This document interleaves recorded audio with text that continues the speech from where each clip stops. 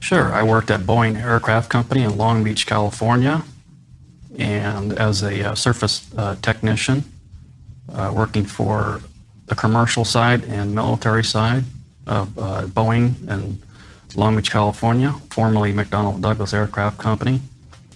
And I became interested in ham radio about 1980. And I got my ham radio license. And in 1987, I was scanning my ham radio, the frequency band, and I came across a conversation. Two people were in conversation, one in El Toro and one in Newport Beach, and they were talking about bombers and fighters. And the other person that was living, well, actually there were three people, one in Toluca Lake, which we are close to right now, and he was continuing to call him General.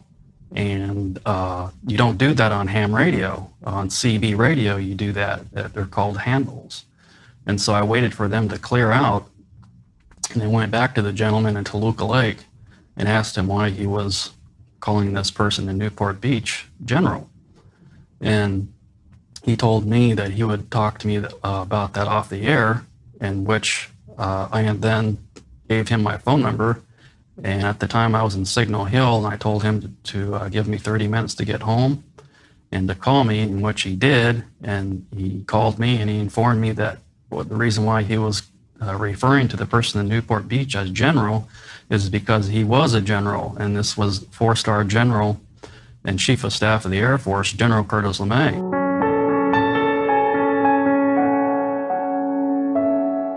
I proceeded to monitor the frequency for about 2 weeks. I waited for the right time to come in and break in, and I talked to Curtis LeMay on the air. I took it upon myself to drive down there.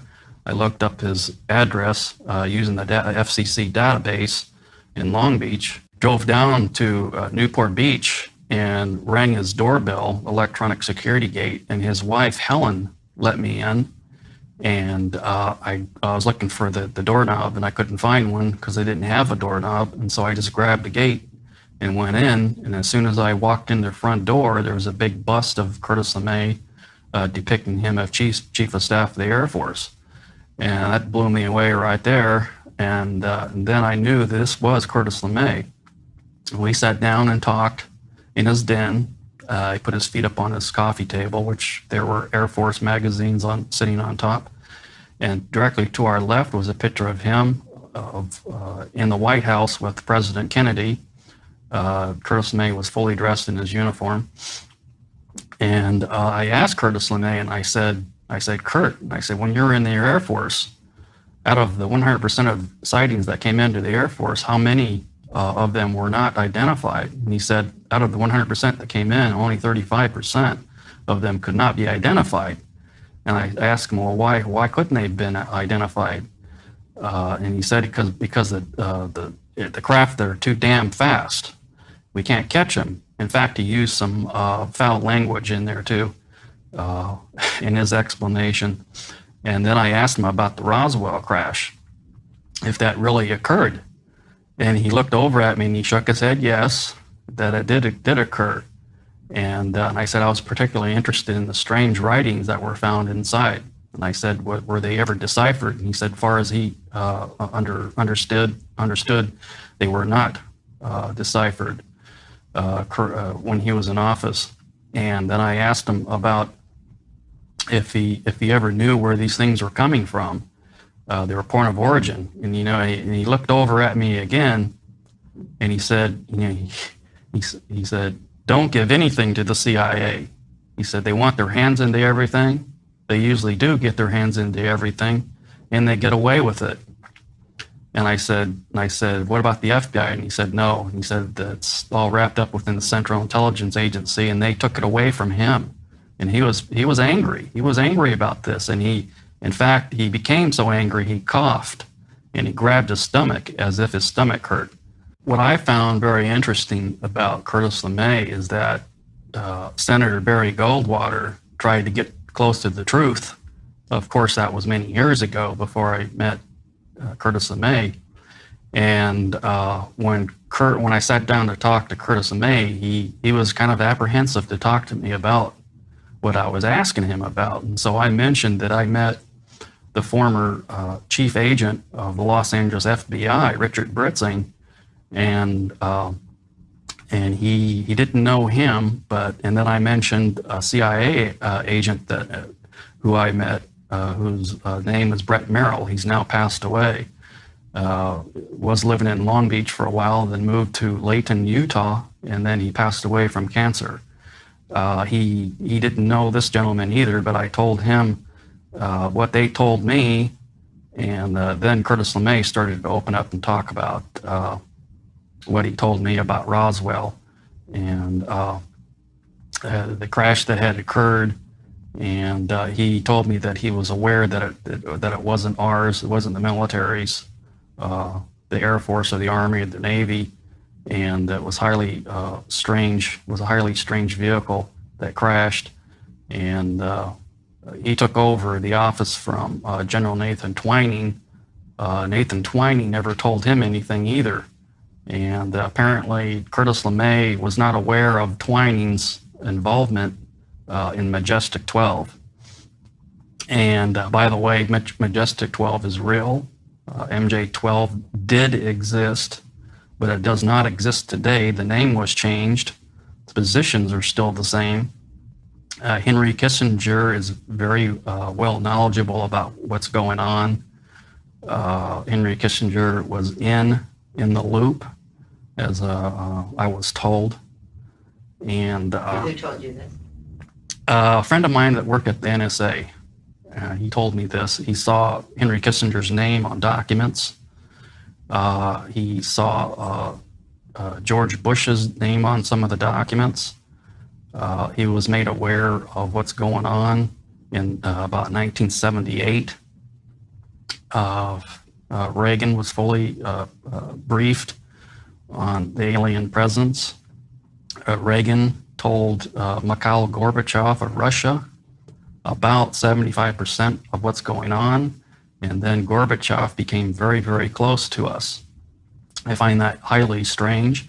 CNN reporter in Washington, D.C., the second time that Gorbachev came to America, CNN reporter was able to interview Gorbachev and his wife when they got out on the street and they drove the security detail up the wall. And a CNN reporter asked Gorbachev, do you think we should get rid of all of our nuclear weapons? And his wife stepped in and she said, no, I don't think we should get rid of all of our nuclear weapons because of alien spacecrafts. Now, CNN put this story on for the half hour, CNN headline news, and I heard this and I jumped up and put a blank tape in to record the next half hour. Well, that story disappeared, and you know who did that, who intercepted that? That was the CIA that got involved with that, because I know they were monitoring CNN and all international headlines at that time, and they squashed that, but I heard it. And this tells me that my information is correct about Ronald Reagan, and from my NSA source. And it's just total overkill as far as I'm concerned. And it's just Congress needs to know about this information. The news media will not put the real information on because they still think it's a non-subject until somebody in power, such as the Secretary of State, the director of the administrator of NASA, comes out and says something about that. There might be something to it. Well, I had told him earlier about some sightings that I was aware of in Nevada, near Mercury, Nevada. Near Tonopah, and he said that the FBI agent his name was Richard Britzing. He's now head of security at the Mormon Church in Salt Lake City, Utah, and he had referred me to the United States Air Force office in LA near the Los Angeles airport, off of El Segundo Boulevard and the 405 freeway. and that they would be interested in hearing reports of close sightings, very close sightings, and even landings of these things. And Curtis LeMay shook his head yes, and the CIA agent, Brett Merrill, told me that he had dealt with the United States Air Force regarding missiles to try to shoot these down when they come into our airspace. That's basically what the CIA agent told me, and he also told the agent told me that the CIA agent told me that he was aware of the situation, and it's extremely classified, but he was aware of what was going on. He was a national intelligence agent. He said that we hit several of them in Nevada, over Ely, Nevada, and other portions of New Mexico near Albuquerque. Did he indicate what time frame these events happened? This was in the late 60s and 70s. I've met a gentleman that was in the Army, in the CID, that was involved with several crash recoveries when he was in the CID in 1947, when he was inducted in the United States Army. He was in the CID, and several of his friends were in the CIC, counterintelligence, and they became very close one another. And he handpicked a friend of mine that worked at Boeing Aircraft Company in Long Beach to become a part of crash recovery retrieval in northern northern New Mexico. And apparently he saw some of the aliens and witnessed the craft, and he was put guard around this crash disc that had crashed. And they gave him a M1 carbine rifle to guard anybody that tried to get close to it. And they were given orders to shoot anybody without authorization. They recalled him on several other crashes. They had to fly him with blackened out windows to several of the crash sites. And some of the crash sites were very putrid to smell, and they had to back up about 45 feet away from the craft to escape the smell. He said it smelled like rotting eggs intermixed with rotting mustard. He said it was just horrible. And this is someone that you knew? Yes, I personally know him. He's still currently alive. Is he still working or retired? No, he's retired. And do you know his name? Yes, I do. Can you share it? Not at this time. Okay. Did you meet anyone else at Boeing that had been involved in this area? Just one of the security guards that worked there that was working for the Treasury Department, and he left disgusted because of the low pay, and he picked up a job at McDonnell Douglas Aircraft Company because of the better benefits and better pay scale, and he knew people in the Secret Service. And even some of those people in the Secret Service know about the alien connected projects, and that the phenomenon is real. And I found that kind of funny because of they're not cleared to hear the information. They don't have the classification to hear the information, but yet people in the Secret Service know about it. And I found that kind of hilarious. And I interviewed this security guard at McDonnell Douglas Aircraft Company for about 45 minutes regarding the subject. He was trying to find out where there was one crash that occurred. One crash occurred in, he believes that from his commander, it occurred in the desert of New Mexico, northern New Mexico. And there was another one that crashed in Nevada, near Ely, Nevada. And the other crash, a total of 3, he didn't know where it was because nobody wanted to talk about it, and they were all told to shut up. So when he was on site, he didn't really know where he was because he was flown in on a blackened craft? Yeah, that's correct. They were taken to several crash areas in an aircraft. They were then landed. They were taken by Jeep. They were told not to look out the Jeep at all, keep their eyes in one position. They were told not to talk to anybody. There, in fact, one of the locations, one of the military officers said, he goes, "Gentlemen, we're not here on a Hollywood movie set. This is a highly classified mission. You're not even supposed to talk to your family about this." And they had to sign security oath statements that they would not talk about this for 50 years regarding the crash sites that they were taken to. These gentlemen saw. My friend had seen personally the dead aliens. They had almond-shaped eyes, darkened, a rather large head, a little bit larger than human head. Their bodies were about the size of about a 9-year-old child. Their hands were, they had 4 fingers, no thumb. He told me they all looked like they came out of a mold because they all looked the same. And their mouths were just a small slit. The typical description that's out in the field, real small ears, no hair on the head,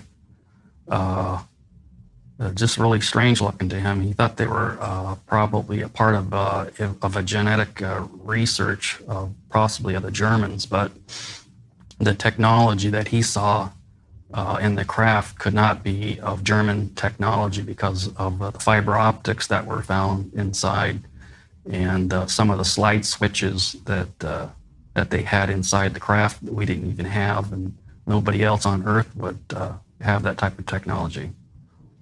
What dates were these? Did he give you any specific or just a general? This was started in 1947. There were more crashes than Roswell, but people don't understand is that there was one in 1948, and there was another one in 1949. The 1949 crash was a rather large craft, and the people inside were a little bit taller. They were about 5'8" tall. And these individuals' noses were quite long. They kind of looked like the ancient, not the Sumerians, but there's a race, I can't recall at this time. But there's they looked a lot like an ancient race around Palestine, probably about 3000 BC. He told me that he picked up one of these aliens and put it on board of one of the Jeeps. And he said it felt like, the alien felt like probably about 45 pounds at most, maybe 40. And they put him in body bags and took him to, and for hours, what he told me, they took him to Wright-Patterson Air Force Base at the time. Later, they started taking some of them to Colorado and northern New Mexico, and then later on at Area 51 in the late 1960s. All crash debris and technology and anything that had to do with the alien-connected phenomenon all went to Area 51. These craft were circular shaped. They were not chevron shaped, and they were very, very light. 6 people lifted up a 60-foot in diameter craft and put it on a carryall. And he said it was this really strange metal. He rubbed his hand on it, and it felt really smooth, like somebody had just buffed it out with a buffer. Did he indicate how they came to be disabled? Yes, he said that he was, as far as he could gather from his friend CIC, the FBI was checking into this too. They were interested as to why these things were crashing, and they found out that the radar testing in New Mexico was the cause of a lot of them that were crashing, and high-powered transmitters. When they would get too close to transmitters, they would cause interference like in 6 meters, or UHF high-powered transmissions. It would interfere with their guidance control, and they would just crash. Other craft that crashed, we had shot them down with our military weapons. That's one of the things that I do remember him telling me, that there's another alien group that looks a lot like the human race, and they're called the Orange. Through my mother, At Boeing Aircraft Company, my mother's now deceased, and her friend is now deceased. No, I can talk about it. My mother had met a tube bender in McDonnell Douglas Aircraft Company, which is now Boeing, and his close friend worked at Northrop. He was working on the stealth program at the time, and this guy is an absolute brain in with mathematical figures and fixing things and making things work and correcting everything to make everything work. The higher ups at Northrop were dumbfounded by this guy, and they recommended him to work with the projects up at Area 51 in Nevada. And apparently he's been working up there for at least 5 years, and they inducted him into the Alien Connected Projects to work specifically on the technology and try to figure out how these things work to back engineer them. In fact, I asked him where they're coming from, and he told me, he said, I can't answer that. That's so highly classified. And another reason why he didn't answer it regarding where these things are originating from is that his son is still working within the Connected Projects, and he didn't want to even talk about it. But he did tell me that he worked on the craft to back engineer them. He's aware of their existence. He knows that I met the Chief of Staff of the Air Force, General LeMay. He told me several times of the testing that took place at Area 51, that some of them come up behind the mountain, and they just blank out and disappear. And then they appear about 15, 20 miles away from where he originally saw it within about 20 seconds and just reappear and do that. These are made by humans? No, these are the real things. These are the ones, the craft that he has been working on. And they go... Who's doing this? This is us. This is our military testing these vehicles up at Area 51. And the vehicles were made by whom? By the extraterrestrials. I would like to work up there. And he said, you're better off working at Boeing because it's a very, very restrictive and repressive place to work. And he said, you're better off at Boeing because the security at Area 51, they have security within security, watching other people, their other security people, and it drives them up the wall too, and it drives the employees up the wall. And that's why they have a big exodus up there of some of the employees that work there. They can't stand the environment up there because you can't do anything. You can't talk to anybody. You can't. It's just. He said it's horrible. It's a horrible place to work. Area 51 is just. It's just a horrible place to work. It's like working in Russia when Russia was communist country. He was working for Northrop, directly for Northrop. He was not working for the military, any of the military services at all. He was receiving his paycheck from Northrop. So Northrop has an involvement with Area 51? Oh, yes. So does Lockheed Martin, Boeing Aircraft. They do trucking for Area 51, Boeing Aircraft. Hughes. Most of the major defense contractors have something to do with Area 51. They're not let in to what's going on. They're not even allowed access to S4, Site 4. But they do truck for Boeing trucks for Area 51. I do know that for sure. I found that out from a friend at Boeing that told me that they were hiring up there for trucking for some of the military sites up there. And I found out from him that he had personally gone onto Area 51, escorted to Area 51 from the main highway.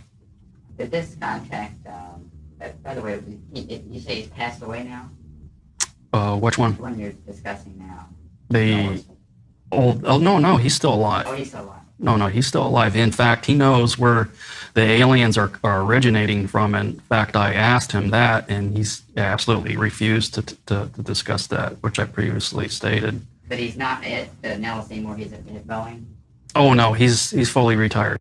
as far as he understands, there is an underground area there, and there's a lot of extraterrestrial debris down below Area 51 stored in some sort of a containment area. And but he has never seen any extraterrestrials at Area 51 walking around and conversing with anybody there at Area 51 or at S4.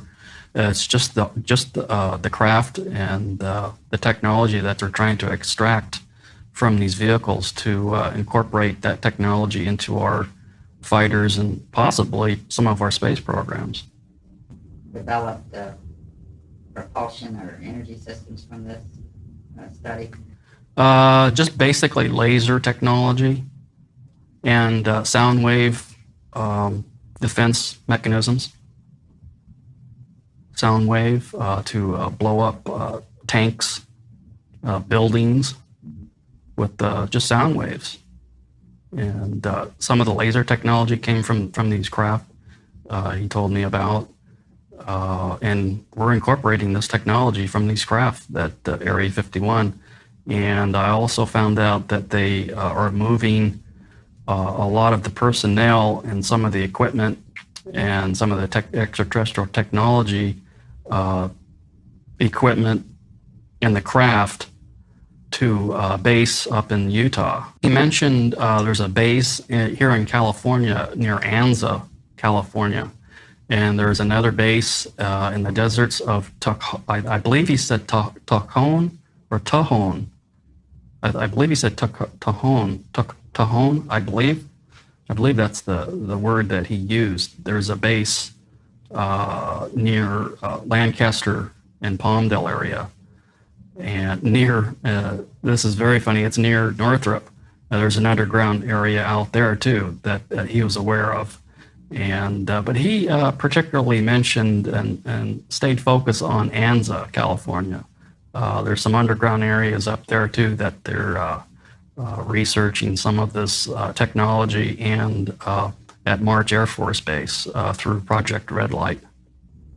What is Project Red Light?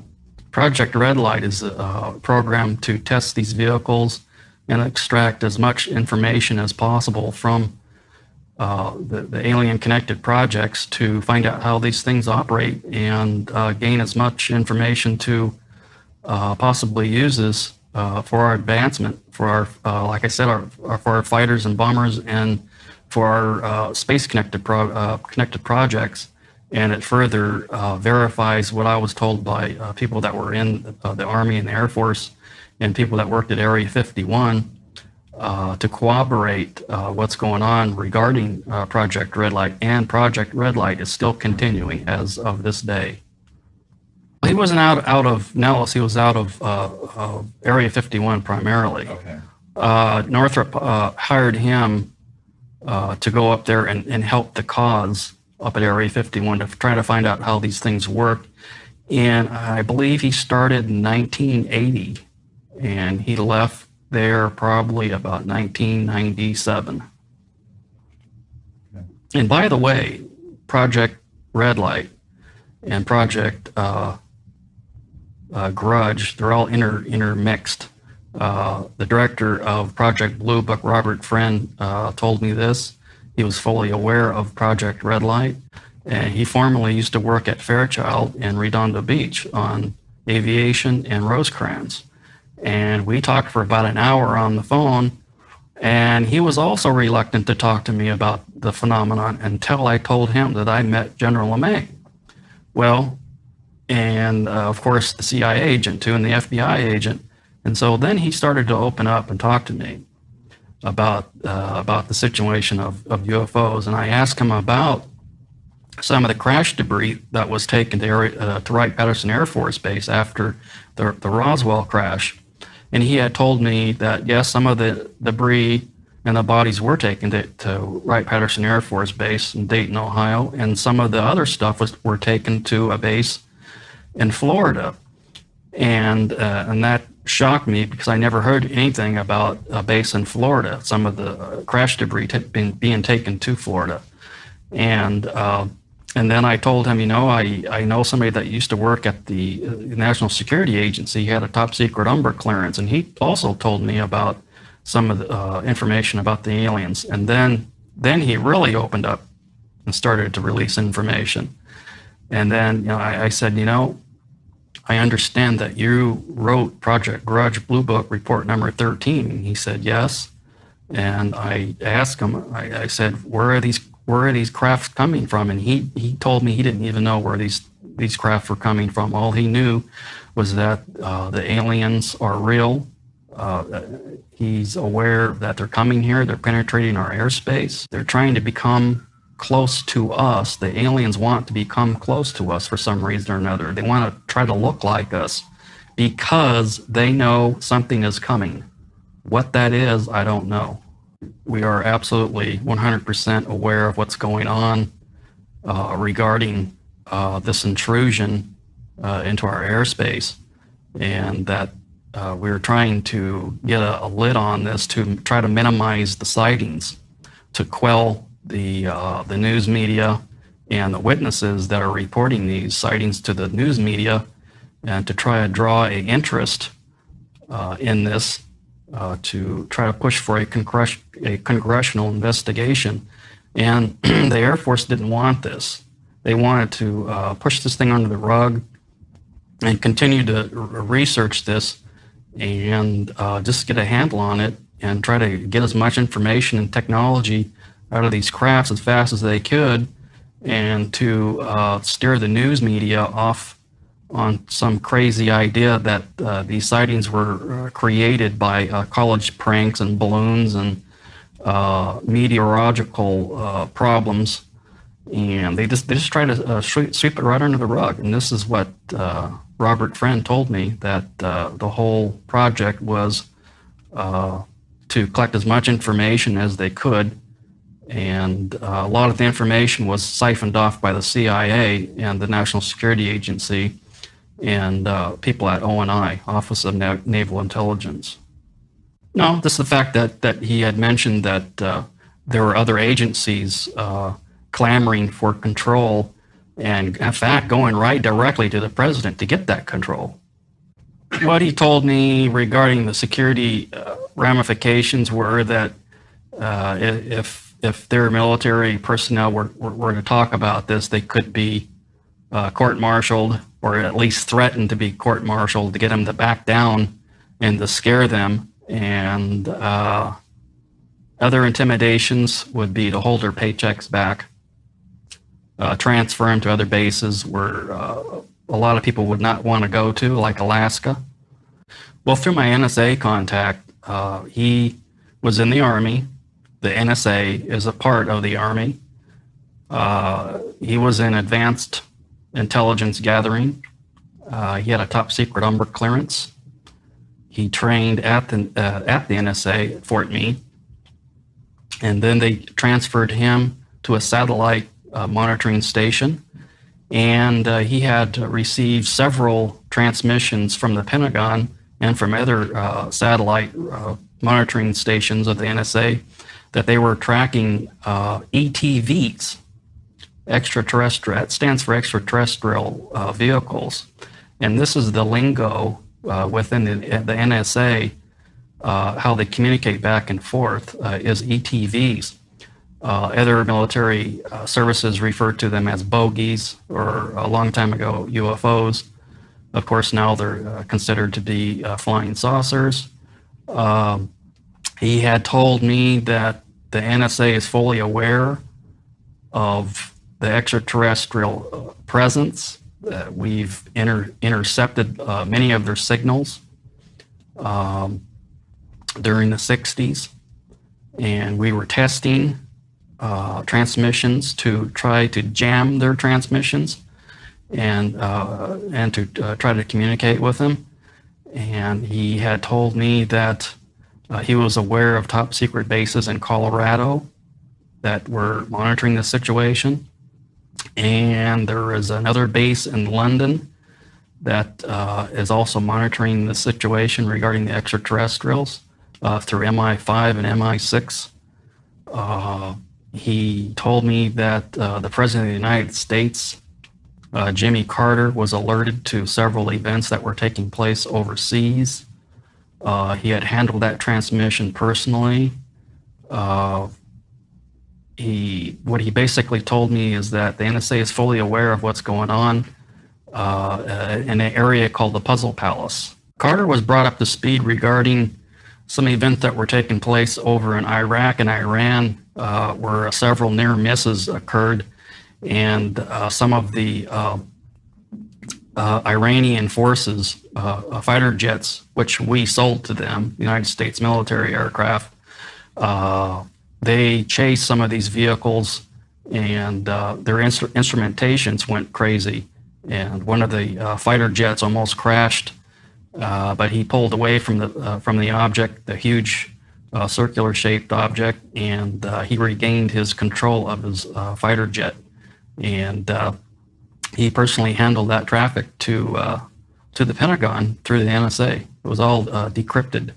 In fact, Jimmy Carter was not brought into the loop. They, for some reason, the control group, they don't trust the guy for some reason. They don't trust Jimmy Carter. They were afraid that he would come out and make statements, blanketed statements to the news media, and they just didn't trust him. They didn't trust Jimmy Carter at all. They left him out of the loop. But he was informed by the chairman and Joint Chiefs of Staff that these events were taking place over in Iran and Iraq, and earlier incidents were taking place, and they're monitoring our war efforts and what we're doing regarding nuclear bombs and other experiments. The aliens. He went in 1974, and he retired. He left the military, the NSA, in about 1985. He said that Henry Kissinger was involved with a study group back in the 50s to study the ramifications of this information if it had leaked through a credible source, what would happen. And they were to do a study and pass off classified information to outside study groups such as the RAND Corporation and other think tanks of this nature to study what would happen if this information were to be leaked out or to talked about from credible people as to what would happen. And Henry Kissinger headed some sort of a study group. Basically, it was controlled by Majestic 12 people, the notorious MJ-12, which is no longer called MJ-12. I'm trying to find out the new name of this group. In fact, my contact that worked at Area 51 knows the name of the group, but he's refusing to tell me the name because it was compromised in 1979, 1980. Basically, it's an oversight group intermingled with the National Security Council and the National Security Planning Group in Washington, D.C. It's an oversight policy group like the NSA and the National Security Council, but primarily there's a group called the National Security Planning Group that oversees everything. And Majestic 12 is intermingled with these people, the National Security Planning Group. They have full control. They alert the president of what's taking place, and he either authorizes or just says, hey, you guys go at it. They have full control. They have no congressional oversight whatsoever. They answer to nobody except for the president of the United States. But they're trying to push it aside away from the president now. Well, apparently that's correct. They no longer have that much control over these groups anymore. It's like a separate entity. How they're being funded, I don't know. I can't find that information out. I'd love to find it out, because I can tell you one thing, the General Accounting Office, they don't know what's going on. They don't know where the money's going. They don't know what these groups are doing, what they're studying, and they hide it all in black project operations. They could say it's for research on why ducks don't fly that much or something like that, and they would just hide it in top secret programs. And the president's losing control. He's just absolutely starting to lose control over this. That's why Carter was not brought into the loop. They just don't want to release the information regarding the locations, where they're coming from, where they're originating from. And some of the locations are from Earth. There's underground bases here at Earth where the aliens have constructed bases a long time ago, before Columbus even discovered America, from what I understand. These areas would cause a major upset. In fact, some of the areas were already found through some of the investigations done by a television network called Sightings. They found several of the underground bases down in Puerto Rico. That's the kind of information that the NSA is worried about, is releasing the tracking information, because people that know how to coordinate where things are coming from, like air traffic controllers, degrees, longitudes, and where they're coming from, they could find out more of these underground bases. And this is why the NSA is really afraid to release this information.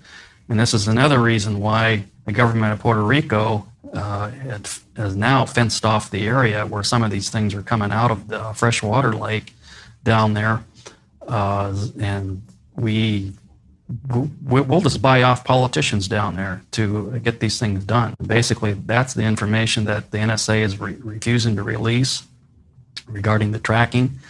And they also cooperate back and forth with the NRO, the National Reconnaissance Organization, regarding tracking and intercepts, along with NORAD, the Air Force, and the Army. They're all in on it, and it's all connected with a top secret group called Magi Control. What did he tell you about Magi Control and how that operates? Magi Control is controlled by Office of Naval Intelligence. It's a top secret collection group like the Central Intelligence Agency and the NSA. In fact, the ONI is just like the CIA. It's a top secret organization within the Navy, out of ONI, to collect top secret information, collect information on foreign dignitaries, foreign leaders, the Alien Connected Project primarily. It's similar to the NSA and the CID. It's all encrypted information. They have agents out in the field, just like the CIA, collecting information. It's all very, very top secret. Operation Looking Glass is a top secret program, project, which is ongoing up at Area 51 to try to see into the future, to try to predict and actually to see into the future, a time travel, to find out what events will take place in the future. And from what I understand, it's currently ongoing up at Area 51 in connection with Project Red Light.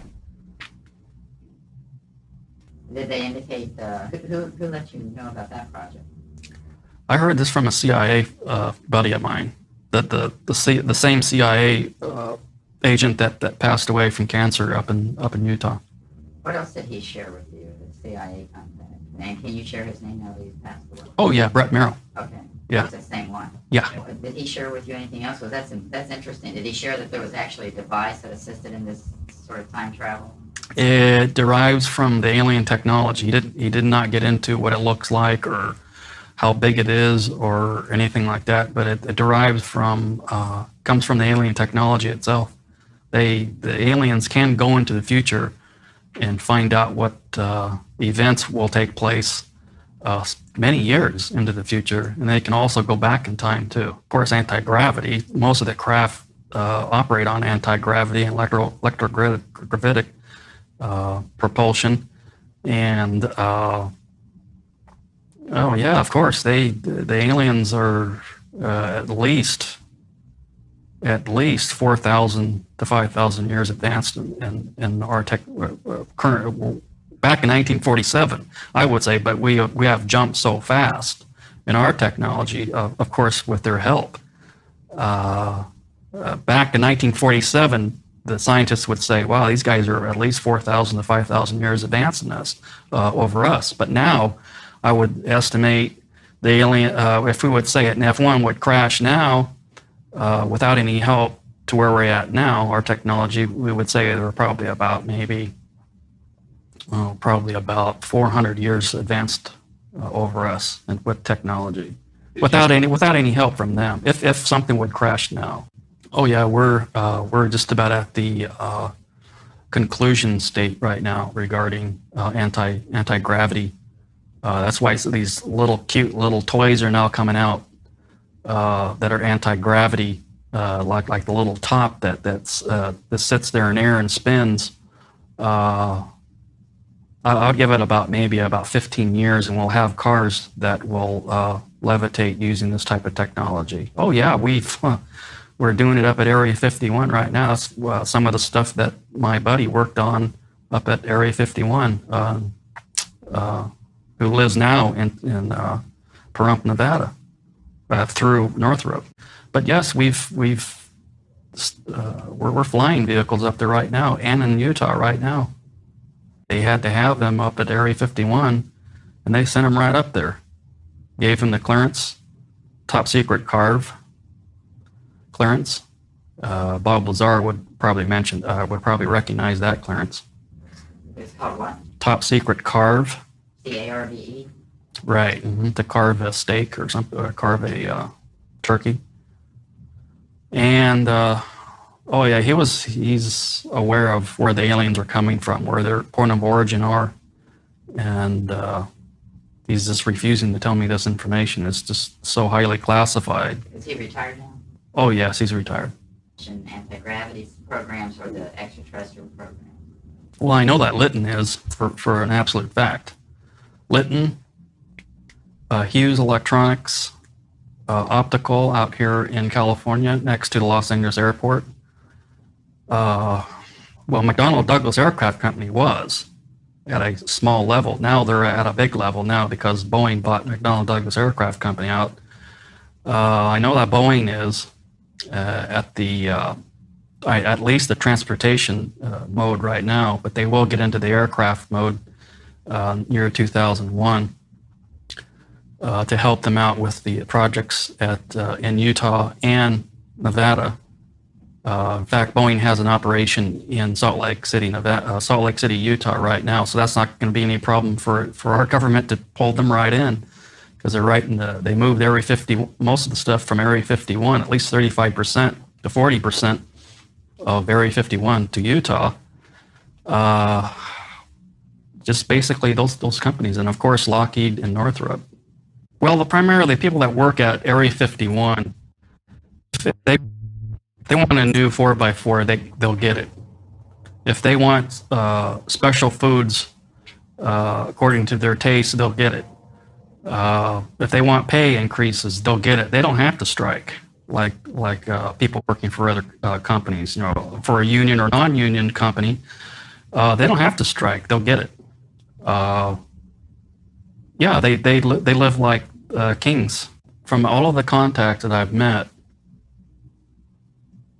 my final conclusion and my thoughts about this is that the reason why our government is afraid to release this information is because of religion. This would probably destroy how we see ourselves. I think they should start releasing some of the information that we have managed to collect on Mars regarding the face on Mars, which I know for a fact is real. In fact, I have another contact at NASA, JPL, that I haven't mentioned. I can't mention too much about it because he's still working there. Okay. Well, as much as you can. Well, the person that I know is very high up in NASA. He's not a director or an administrator, but they know what's going on. They know what's a face. They know that it was carved by somebody else other than us. The NASA, JPL, higher ups and personnel there at JPL, they know for a fact in the imaging area, they know for a fact that the face on Mars is real and it was not made by windstorms or trick of lighting or anything like that. They know for a fact that the face on Mars was made from an extraterrestrial race that came here to Earth at about 45,000 years BC and set up civilization here on Earth and went back and forth from Mars to our planet Earth to give us information and to further the race that they created, which is us. This is a shock to the human populace, and I think it's the big reason why NASA and all the governments, especially the United States, are refusing to release this information, because one thing will lead to another, and somebody will come to a conclusion that we were created by an extraterrestrial race that came to this solar system and set the planets in their proper order, which they are now in, and exploded the gaseous planet that which we call the sun. And thus God said, "Let there be light." This would be shocking to everybody here on Earth, and this is what they're afraid of releasing. And that's my final conclusion regarding this investigation and who the aliens are. I really feel that the aliens that were on planet Mars came here and set up our civilization as we now know it, and they created these gray extraterrestrial aliens to watch over our planet to make sure we don't blow up their creation and their planet.